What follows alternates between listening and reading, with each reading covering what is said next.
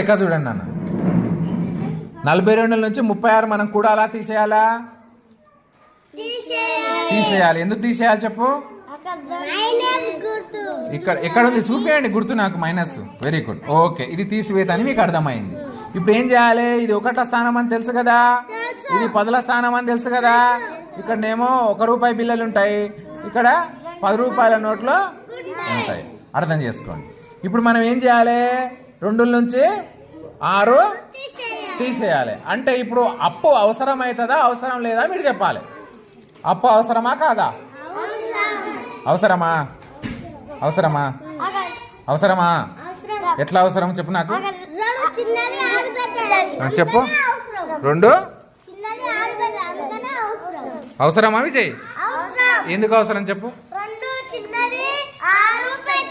Very good. అవసరమా మైథిలి? ఎందుకు అవసరం చెప్పు. Very good. 2 చిన్నది 6 పెద్దది కాబట్టి అప్పు అవసరం పడుతుంది. ఎట్లా పడుతుందో చూద్దాం మనం. నా దగ్గర 2 మామిడి పండ్లు ఉన్నాయి, ఓకేనా? కింద ఎంతమంది ఉన్నారు?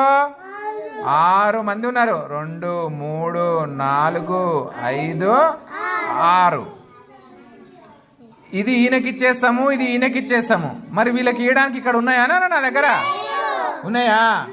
ఇప్పుడు ఏం చేయాలి మరి? మనం లేవు కదా. లేనప్పుడు అప్పు తెచ్చుకుందాం. 4 నుంచి 2కి ఒక 10 అప్పు వచ్చింది. 4 నుంచి ఒక 10 వచ్చింది కాబట్టి ఇది ఎంత ఉంటుంది? 3. ఇది ఎంబడే మీరు ఇది కట్ చేసి 3 వేసుకోవాలి. ఇప్పుడు చూడు, మనకు 10 అప్పు వచ్చినాయి కదా, గీసుకోండి. అప్పుకి వచ్చిన అప్పు 1 2 3. మీరు ఒక డబ్బాలో ఒకటే గీసుకోవాలి. 4 5.